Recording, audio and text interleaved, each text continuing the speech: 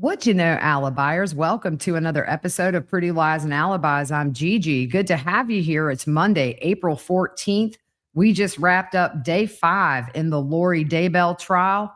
She's on trial for the murder of her fourth husband, Charles Vallow. We had a full day of testimony. Before we jump in, the judge did talk about the second trial regarding the attempted murder of Brandon Boudreaux, and they are aiming for openings to take place starting June 2nd. The first witness was Dr. Derek Baumgarner. He's the medical examiner who did the autopsy on Charles. That took place July 13th, 2019. And we saw a lot of photos from his autopsy. The first was a full face photo. They also do height and weight, and Charles was just under 6 feet and around 207 pounds. He had no facial injuries, no head injuries, no abrasions or contusions on his face. And the state asked, he did not show any signs of being shot and then falling straight back. They show a full body shot. You see the 2 bullet holes. The first is in the mid-sternum, just right in the center of the chest almost. And the other was on the left upper abdomen, kind of diagonal from the belly button, just to right underneath where those bottom ribs end. On his hands, right hands had no abrasions. On the left hand, there was one abrasion on the pinky side on that lower knuckle. He also had blood transfer on his hands.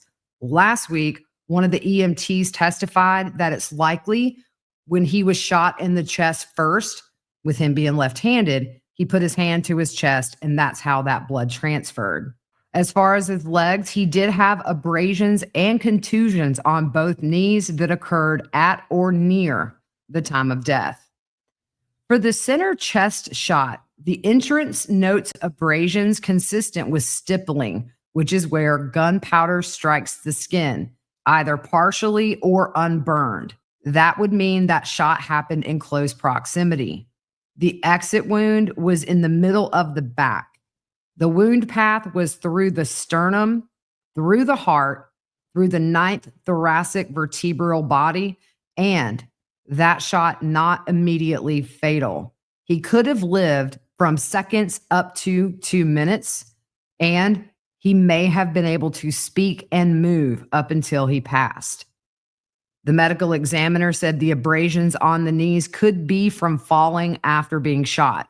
They show a dissection from the autopsy with a trajectory rod shown inside Charles's body. It shows that the path was front to back, right to left, and slightly downward. And with that slightly downward angle, it could be there was a height difference between the 2 men or the angle in which the shot came from, but you can't really determine much from that alone. The second gunshot wound was to the abdomen, and that showed no stippling, which means the shooter would have been about 4 to 5 feet away.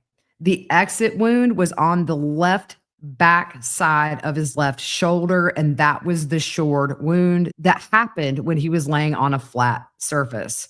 He has never seen a shored wound from someone wearing a t-shirt. He explains a shored wound happens when a body is pressed up against a firm surface while that bullet is exiting, and it causes what looks like a tearing. If they were laying on the floor when shot, you would expect to see this. The wound path for the abdomen shot passed through the left lung. It struck the back of the left fourth rib and exited through the left shoulder. The direction was front to back, right to left, and upward. They show this trajectory rod, and the medical examiner's opinion is Alex was standing at Charles's feet, firing at Charles as he lay on the floor. They collected blood for toxicology. He was clean. Cause of death officially multiple gunshot wounds. Lori was up for cross and asked about the toxicology and what did you test for? He says they test for about 16 to 20 typical drugs of abuse, as well as therapeutic medications and alcohol. Charles was clean. She asked about high blood pressure medicines, testosterone, or human growth hormone. I think she may have been trying to go in the direction of what we call roid rage, but there was no indications he was taking any steroids. That's just my theory. As far as abrasions, she says, you said this would be consistent, close to the time of death. But could those have been from a scuffle before he was shot and not necessarily from falling on his knees, as well as that abrasion on his hand? And the witness says yes. Lori, as far as the second shot to the abdomen, is it possible Charles was falling when that shot happened and then hit the floor? The witness said not really, because air would not have caused that shored wound. It has to be from a firm surface. Lori, if he bounced from the second shot, that couldn't have caused it. The witness said no, he would have to be on a firm surface. Lori asked about tight clothing. The medical examiner said very rarely will he see that. Typically, if it's a bra that's really tight, but not tight clothing. She asked if he's familiar with bamboo clothing, and he is not. On redirect, the state really did a great job with this one question, cleaning this up.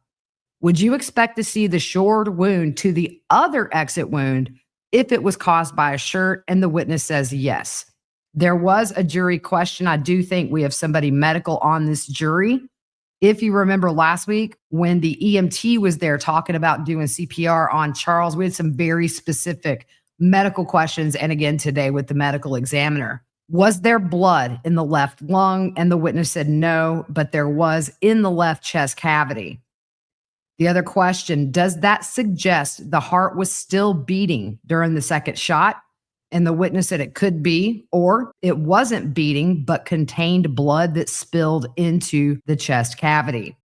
The last question, was there any blood in the mouth or the throat? No. And that was it for the medical examiner. The next witness, Mark Saari, he is a special agent with the Social Security Administration. They bring in the letters that were sent to Lori for survivor benefits.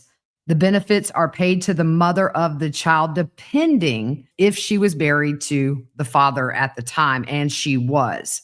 This is for the mother child care benefits. JJ's benefits would have went on until he was 18. If the surviving spouse remarries, that mother child care benefit would cease for the mother, but not for the child. Just a reminder, Lori was convicted of grand theft by deception in the Idaho trial for the Social Security fraud. He was asked to look into survivor benefits for Lori and JJ, and then later became aware of benefits for Tylee. He learned that starting in June of 2018, Tylee got benefits for the death of her dad, Joe Ryan, in the amount of $1,859 per month. Lori was the payee. When a child is under the age of 18, it goes to a payee. You can apply for these benefits online. Also, you can come into the office.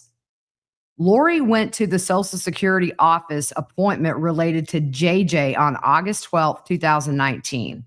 She had to answer questions about her relationship with Charles, like the date of marriage being February 24, 2006.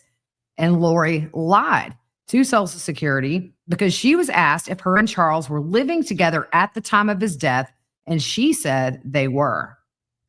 They show the notice of award letter sent out. JJ alone would have gotten $1,951 a month, and also a check for back pay of $3,902. Lori would get the same amount as JJ every month, $1,951, for that around $4,000 a month total. We know she did the estimates and later told Chad Daybell, once she found out she wasn't the beneficiary, at least I still get the $4,000 a month from Social Security. They also note, and the jury heard, Lori remarried Chad Daybell on November 5th, 2019. On cross, Lori, as a surviving spouse, can you get benefits if you didn't have children? You can get spousal survivor benefits if you were married longer than 10 years. And the witness said there are rules, but yes, you can. I don't know why she asked this question, but if I've been married to him for over 10 years and his previous spouse had been married to him for over 10 years, would she get that also? He said it's administrative. He doesn't know. Lori said it was explained to me at the Social Security. Objection sustained. Lori, You may not know what an agent might say to people who come into the Social Security office, right? He says, correct. I am not there for those appointments. She confirms the mother's benefits are the same dollar amount as the child, and the witness agrees. She asks, how is it determined whether you apply for spousal or mother-child benefits? And the witness said it's up to the applicant which one they apply for. Lori, if an employee told someone they were getting a mother-child care benefit, Lori asked, do you have my applications for these benefits? Have you seen one? The witness said, yes, the mother, child, and care, as well as survivor benefits for JJ. Lori says, so I didn't fill out for spousal benefits. The witness repeats what he just said. She would have went line by line at the in-person appointment to clarify which one she wanted to apply for. I'm not sure how that's relevant or if she's just asking for her own curiosity. Lori, you've seen all my applications and you don't recall seeing a survival spousal benefit? He repeats again what he just said. You would go line by line at your in-person appointment. She asked if the mother-child care is redundant. And the witness said, well, one is for JJ and one is for her to take care of him. Lori asked if they can do an audit and make sure this money is spent monthly, meaning you can't save this for later, like for college. And the witness said, no, the benefit is for the child. It can be spent or it can be saved every month. There was an objection. The judge told her she is testifying. She asks again, another objection sustained. You weren't aware of that. Objection sustained. The investigation into the Social Security fraud began in January of 2020, not too long after it was determined JJ and Tylee were missing. On redirect, August 12th, 2019, when Lori went to Social Security, what's the point of that? He said to apply for benefits and to determine her eligibility.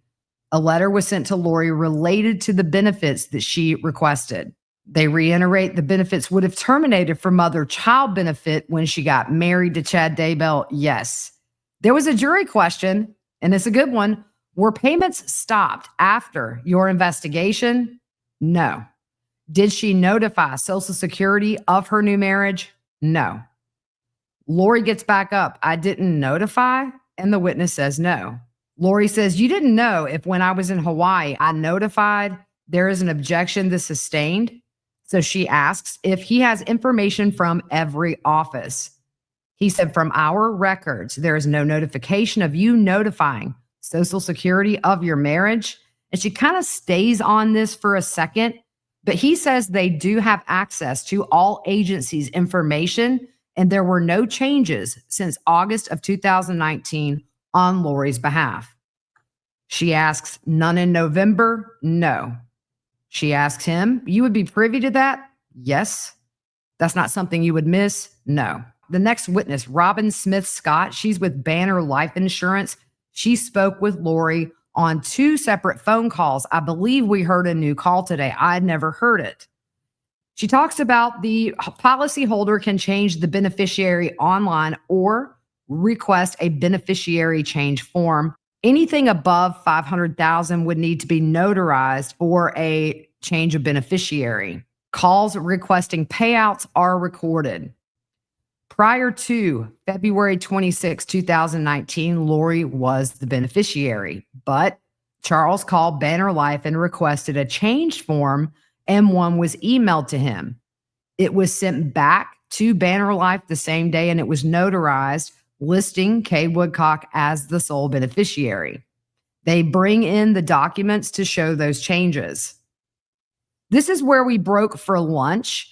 And when we got back, we were in about 15 minutes before the jury was brought back in.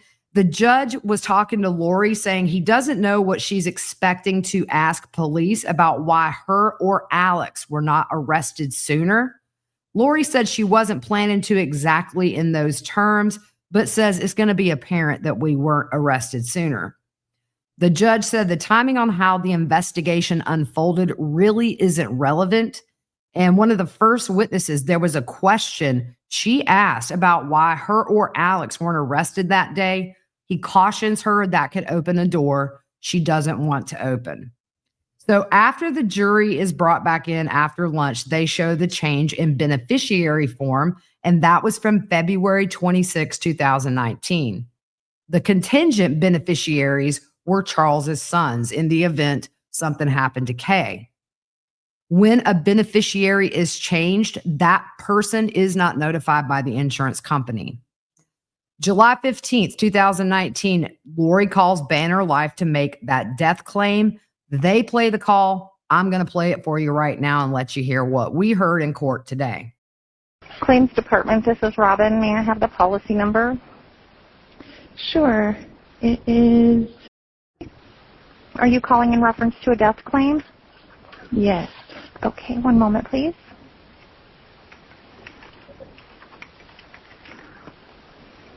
May I have the name of the insured? L. Charles Vallow.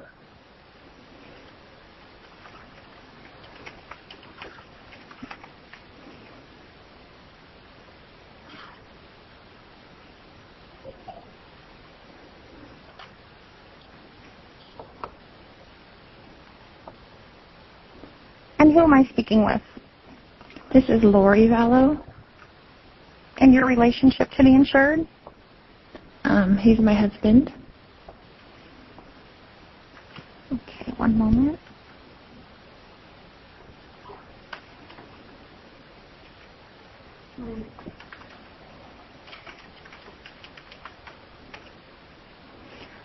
Okay, ma'am, I'm just going to need to ask you a few questions so that I can open the claim, and then I can go over the claim procedure with you and answer any questions that you may have afterwards. That would be great. Okay, first of all, may I have your daytime phone number, please? Sure. It's 2.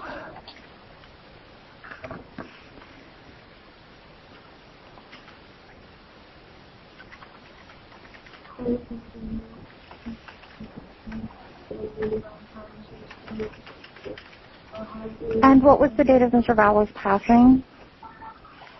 July 11th. And what was the cause of his passing?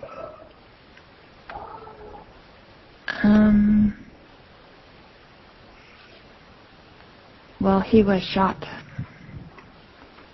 Okay. So I don't know how I want to put that. Okay. All right. And I hate to ask, but is it? Yeah, you can just say yes or no.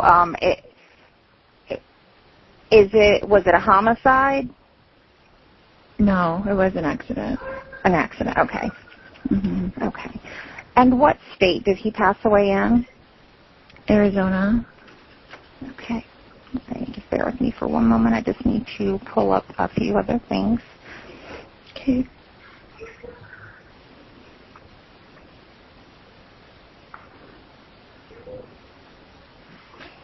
Okay.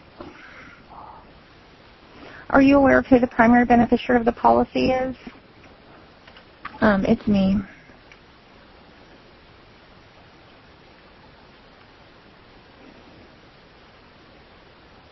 Okay. And may I have your, I'm sorry, one moment. My computer just went away for a second. Okay. And may I have your current mailing address? Sure. It's 5531 South 4 FOUR Peaks PEAKS Place. Okay. In Chandler, Arizona. And it's 85249. Okay, ma'am. That is all the information I need to open the claim. What we will do now is review the policy and the file to confirm the beneficiary information and determine the claim requirements that we will need to settle this particular claim. Once we have completed our review, we will prepare a claim packet to send to the named beneficiary once that has been confirmed. And the claim packet can either be mailed or emailed or faxed. How would you like to receive the correspondence? Email would be great. Okay, and what is your email address? .com. Okay. All right, so you should receive an email from our office within the next 3 to 5 business days or sooner. It will have the instructions listed. Once you receive the information, if you have any questions whatsoever, please don't hesitate to give our office a call, and then we can go from there. Okay, is there anything I can help you with at this time? That's it, I think. Okay, ma'am. Well, I'm very sorry for your loss. You take care of yourself. Thank you. Okay, bye-bye. Bye-bye. Now, after this call, they found out Lori was not the beneficiary, and a letter was sent to her through email informing her of this on July 18th, 2019. So 3 days after this call, it did not tell Lori who the beneficiary was or when it was changed. It just informed her she was not the beneficiary. So Lori calls Banner Life back. And I'm going to play that call for you now and let you hear it. Claims Department, this is Robin. May I have the policy number? Sure.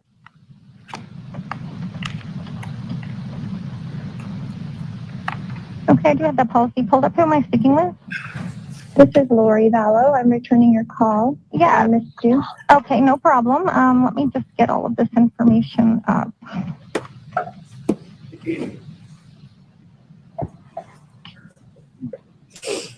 Okay, so in your voicemail, you stated that you had something that stated you are the beneficiary of the policy? Right. So I have the original policy where I was the beneficiary, the sole beneficiary, and then we changed the policy to where I was 80% and we added 2 people, the Porches, who invested in our company for each 10%. And that's the last one I have. That's the last update that I have. So can you tell me when that was changed again? I mean, I know my husband is the agent on record, so he can change it. He's the owner. Okay, I don't see anything regarding the second change that you said. I don't, and with those percentages, I don't see anything at all with you as 80% at any time. Okay, so maybe that's something he just told him he was going to do. That's just a handwritten copy I have that I found. So. Okay, so well, I really can't give too much information, but I can say that the beneficiary was changed in March of this year. Okay. Okay, I'm trying to figure out what he was doing since we have 5 kids and we've been married for 15 years. Oh, I'm sorry. So I know he owes a lot of people money, and I was worried if I got money, they'd be coming after me for money. Right. No, I understand that. But now I will be with none. So, but did he change it to one person, or was it several people? Unfortunately, I can't release that. I'm sorry. Okay. No, I know you can't tell. We're in the business. My husband is the agent. He's the agent. Okay. So, got it. Okay. We deal with this business all the time, so I kind of know how it works, but I'm completely surprised. Right. We have a 7-year-old with autism that we adopted together, so I am surprised that he would do that without telling me. I'm so sorry. Mm-hmm. So, I mean, there's nothing you can do about that, even though it's community coverage, and it's his policy. No, this is a contract that we have with the insured, exactly. So he's able to make any changes, during the lifetime of the policy. Well, can I check? I mean, I have a policy, a $2 million policy on me. And since he's the agent, would he have been able to change the beneficiary on my policy? Not if he was the agent. He would have had to own the policy, but I can certainly check. But if he would have signed my name, could he have done that? I wonder. I mean, I don't, I would hope that wouldn't happen, but let me just pull up. Okay, let me just take a look and see what I can find on you. It's under Lori Vallow. It would be under Lori and Vallow. We have a $2 million policy on me, but I'm not even sure it's with Banner Life. I'm not showing that it's with us. Okay. It might be Life of the Southwest. We work with several companies. Right. I could call them and I'm just asking the question, like, I could call them and ask them and make sure the beneficiary is who I say. I mean, Yeah, I it mean, was I him, would. I mean, if so- you have a concern of that nature, I certainly would call and check on your own policies if you have concern if Right. something may have happened. Well, and I would have to change it anyway because he was the beneficiary as far as Correct, I know on yeah. my policy. Right. So you would definitely want to update that at this point. And, Because what happens, like if something happened to me, say today, and it's under him and he's deceased, what happens to that policy? well, if there's not every contract's different, but I mean, more than likely, if there was not a contingent beneficiary named, it would go to your estate. To those days. Yeah. But if there's a contingent beneficiary name, then it would go to that person. Right. Okay. Yeah, that makes sense. Okay. Well, thank you. I just needed that information. Okay. No, not a problem. All right. You take care. Okay. Bye. Bye-bye. That was something to hear. I had not heard that before. And again, she's trying to say she's raising 5 kids when in reality, she's raising 2. For me, I can tell by the tone of her voice that she was really irritated and just trying to see if there was anything that this woman could do to change what Charles did, but no dice. Too bad. Banner Life paid out to Kay Woodcock. They had to call police to verify that Kay was not involved in the homicide. Lori did not cross this witness. Up next is Jeff Moberg. He is with the Department of Public Safety. He is a firearms and tool marks examiner. He spent some time explaining how a firearm works. We saw photos of Alex's firearm up on screen there. And to make a long story short, and it's not a surprise, he test fired Alex's gun with comparable ammunition to what Charles was killed with, and he fired those into a water tank.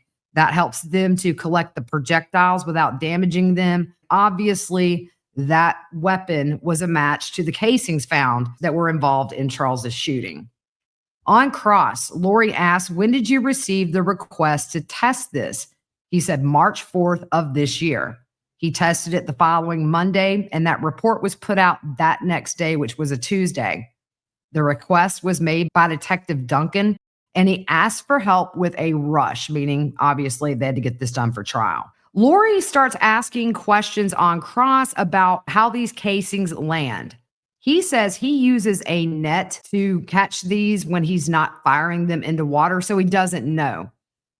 She asks, if you shoot straight the first time and then move 40 degrees, there's an objection for speculation. He said both shots would be similar in where they landed if somebody barely moves, but he can't say for sure exactly where they would land or if they would be in the same spot. Lori, if you didn't move and fire 2 shots, they should end up in the same spot. The witness explains when a semi-automatic is fired, the case ejects up and then to the right. If you changed your angle, it could slightly affect where the casing lands, but it wouldn't be much. Lori mentioned something about the casing ricocheting off the wall. He said he couldn't tell anything about that without knowing the scene. On a redirect to state, which side did the casing eject from on Alex's firearm? It was up and to the right. When casings are ejected, do they always land in the same spot? And the witness said there are multiple factors at play with this, and he just can't say. There was a jury question. Where would the casing go if the gun was held sideways? The witness says if the butt of the gun was down, it would go up and fall to the left side. And depending on how it hits the ground and what it bounces off of would be where it ended up. A lot of variables at play there. The next witness, Sandra Ynclan, she heard radio traffic about the shooting, and her supervisor contacted her and told her and other Chandler PD detectives to respond to the scene. She arrived between 8:28 and 9:30 a.m. She did not have body-worn camera. They didn't have those until a couple of years later. She said this was a gated community, and when she arrived on scene, the crime scene tape was up. The crisis unit responded. This is fire personnel who responded to their scenes at their request. When she got there, she saw Alex sitting on the curb. His demeanor was normal. He wasn't agitated or upset.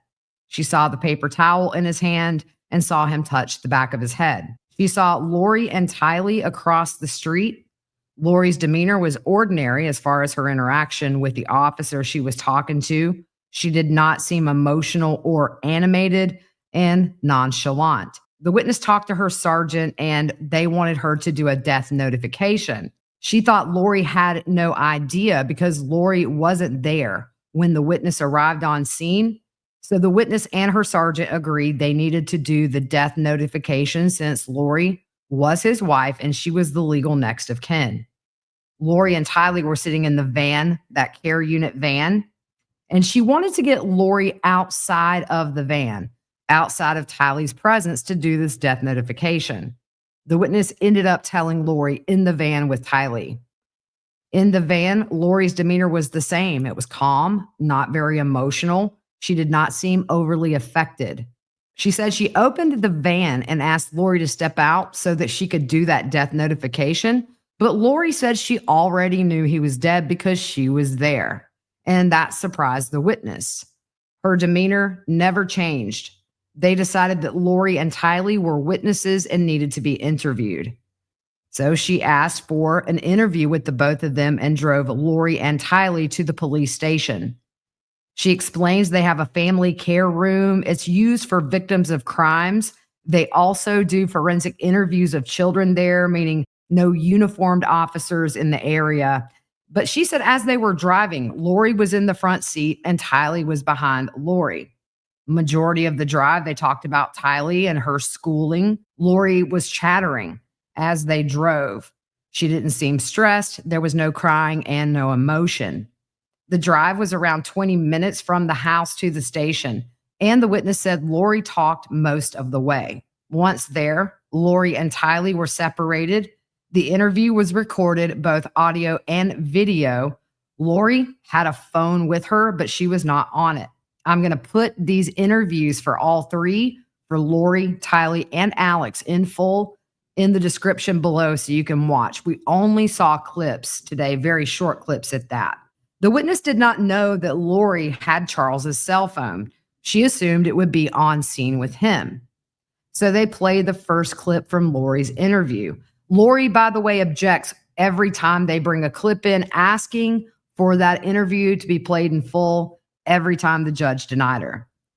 The first part is just biographical information, name, date of birth, all that.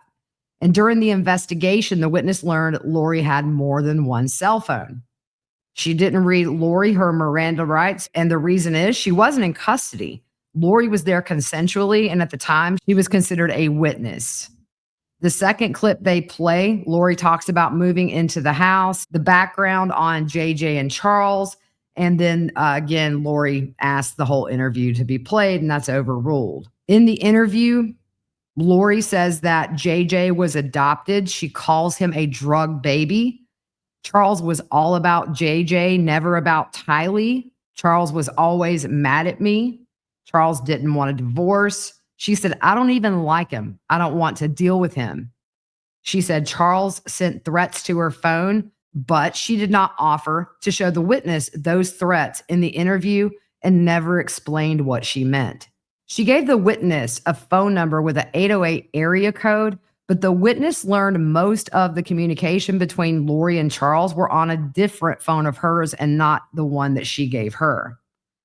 Lori told the witness Charles filed something for her visitation with JJ to be supervised, and Lori admits she stopped talking to Charles and JJ, who at the time were in Texas, for over 30 days. Lori talked about Charles coming into town and that she booked him a hotel room. He was coming to see JJ. They play a clip where Lori explains that Charles does insurance for a living. Charles traveled a lot for work, and she said his traveling for work was an excuse not to have to take care of JJ. She said she left Charles in Texas and moved back to Arizona, and he was still in Houston with JJ. But Charles did rent her and JJ and Tylee that house in Arizona later on. She's asked if she had an interaction with Charles the night before, and Lori says not in person, just over the phone through text. Another clip, Lori mentioned something about Charles's macho attitude and said Charles texted Lori he would pick up JJ at 7:30. In the interview, Lori is asked, did you talk about what time Charles showed up? And Lori said it was around 7:35 to 7:40ish, and they play the clip. Lori knew Charles was coming around 7:30 to get JJ. Lori says she goes out to the car with Charles and JJ and ends up with his cell phone.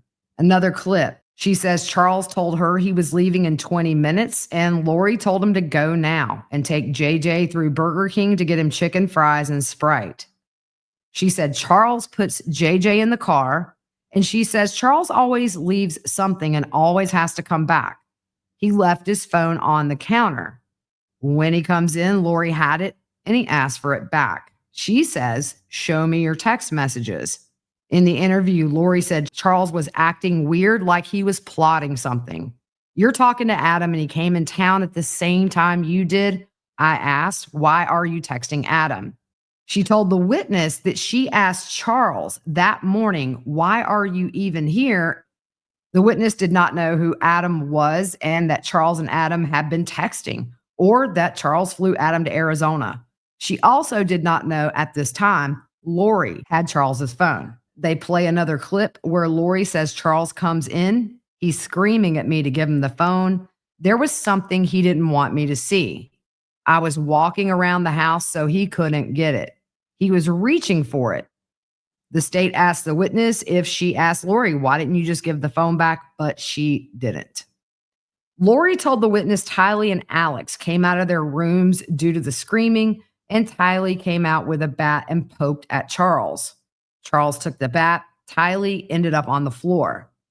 Lori told Tylee to go outside to JJ in the car. Lori didn't say why Alex brought a loaded gun to her house, and she did tell the witness she asked Alex to come to protect her in case anything went bad when Charles came the next day. She didn't say why Alex wasn't part of the initial phone argument, and she didn't say Charles started the argument. It was her saying essentially she started it because she wouldn't give him his phone back. After Tylee went to be with JJ, Lori said Charles came at her with the bat and she moved into the kitchen. At this point, she couldn't see what was happening, and then she heard a shot. They play a clip. She said at this point, Tylee is outside. They had been grappling on the floor. Alex and Charles get up, and Charles was still coming at me with the bat, yelling for me to give him the phone. I went around the circle. There is a circle in this house. It's like an open kitchen you can access from this living room area or the dining area. She said her brother was there. Charles was holding the bat backwards and swinging it backwards, not at all like a semi-pro baseball player would. Lori said she did not see the shot, but she heard the shot. The witness says, as in one shot. Lori said she then went outside and got JJ in the car because he was trying to come inside, and Tylee was looking at her. Lori said she came in and saw Charles on the ground, and Alex was right in front of Charles. She drove off in Charles's rental car, and the witness didn't ask Lori to describe any distance of how far Alex was from Charles after the shooting when Lori says she walks in and saw him standing over him. Another clip, they talk about Charles being a semi-pro baseball player. Lori says, I was turned around. We were all in that room, but the kids were outside. I heard the gunshot. I went around the kitchen to get away from him. Then I saw Charles was on the ground. And the state is reiterating a lot to this jury that Lori just didn't give Charles his phone back. In another clip, Lori says she did not call 911. Alex did. Lori had multiple cell phones, and the witness later learned that Lori was not the one who called 911. After the witness interviewed both Lori and Tylee, she had to get them back to where their car was. The witness and Lieutenant Moffitt drove all three of them back. The search warrant was ongoing, and so they couldn't go in the house, and they would not be able to get any of the cars that were in the driveway, meaning Tylee's Jeep, Lori's car, or Alex's truck. The drive was in the victim services minivan back to the scene. Tylee was in the passenger seat. Lori and Alex were behind her, and then Lieutenant Moffitt was in the back. Lori was unaffected, not emotional, and she chattered the whole way back to the house. She wasn't upset, and the witness said it was kind of striking. There was no acknowledgement about what happened, and they were talking like this was any other day. The witness never heard Lori say she needed to let Charles's sons know that he was dead. Tylee, Alex, and Lori leave in Charles's rental car, and the witness went into the house. She left to go back to the police station to do other work. Around 2 p.m., she got a call to see if she could help find Lori or Alex to come back to the house. The scene investigation was finished, and they wanted them to come back to do a walkthrough for additional investigations. So the witness called Lori, left messages. The witness went back to the scene while they were finishing, and that's when Alex showed up. Lori and Tylee were in the red rental car, and the witness learned they did not find Charles's cell phone while searching the house.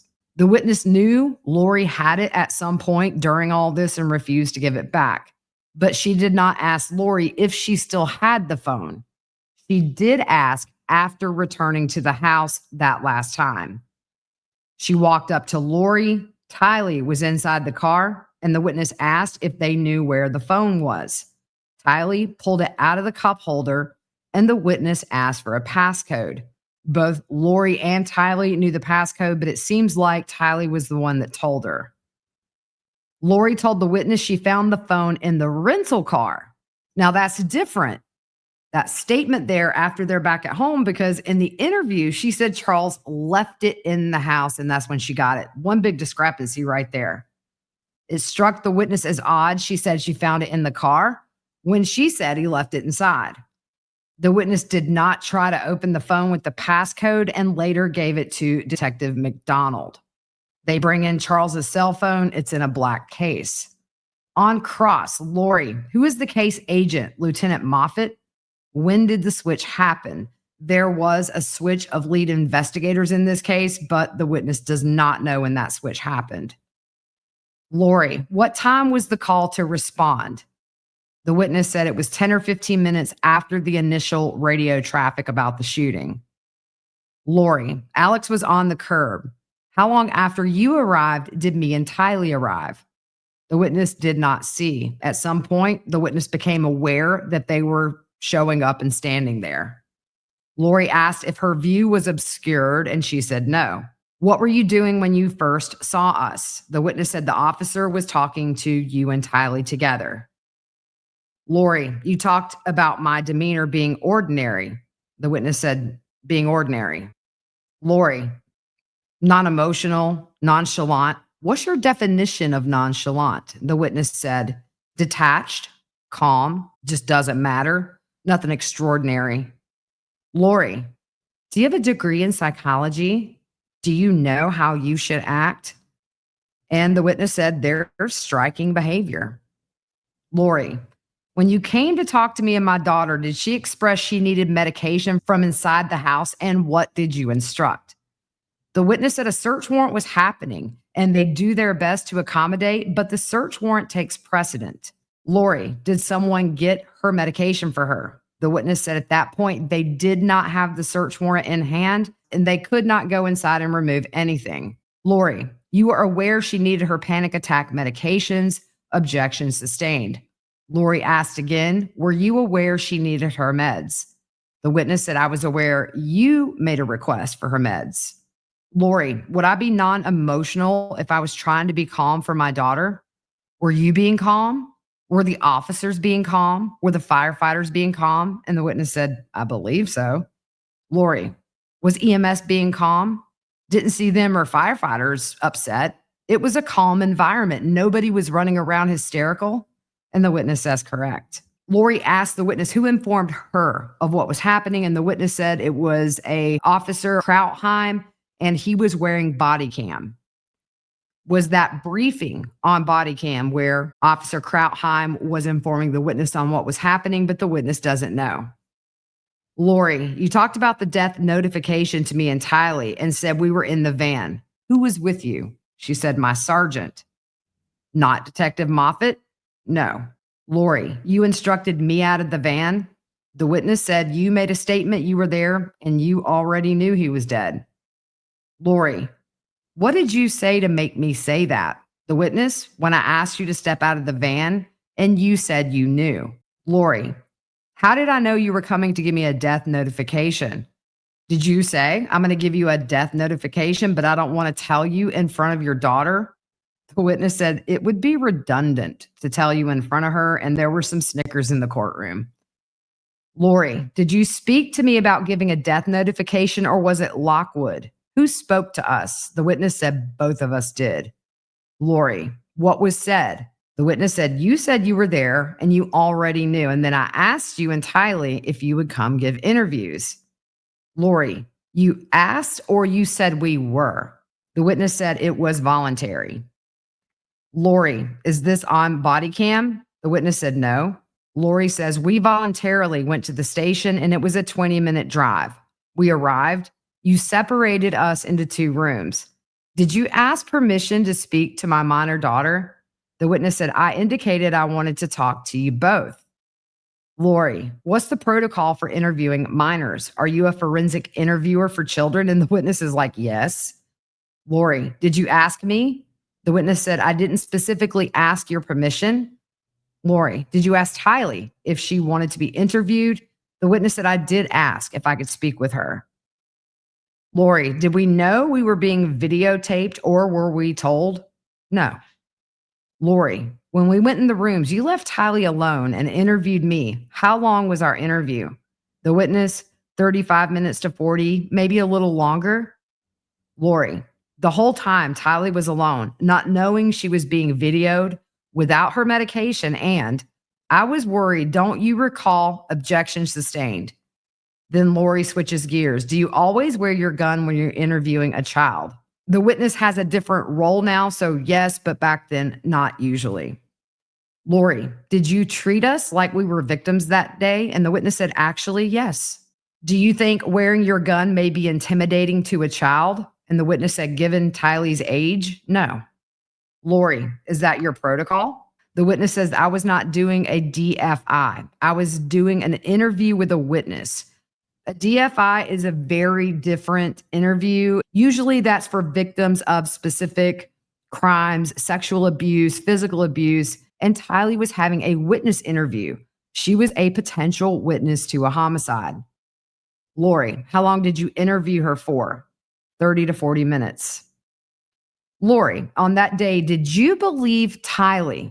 Objection sustained. Lori, did you think she could be making something up? There was an objection that was sustained. Did you learn during Tylee's interview or my interview that Tylee came in with a bat? Objection sustained. Lori asked for a sidebar. The judge is like, nope. Lori, at the end of the interview, where did you put us? The witness said you stayed in the Family Advocacy Center with a victim's advocate. Lori, after that, you came in with my brother Alex. The witness said we met them outside of the Family Advocacy Center and left to go back to the house. Lori, you stated I chatted the whole way back. The witness said you did. Lori, it wasn't Tylee and Alex. The witness, you mostly. Lori, it wasn't me staring out the window and them talking. No. Lori, what happened when we got back? The witness said you left in the little red rental car and I spoke to the detective on scene. Lori, who told us to leave in the car? The witness says, I don't know. Alex couldn't take his truck because it was part of the scene. Lori, we were told we couldn't take Tylee's Jeep or my car because they were in the garage, and the witness said that is correct. Lori, you said when we came back for Alex to do the walkthrough, you realized you didn't have Charles's phone. The witness said they indicated prior to you coming back, they didn't have it.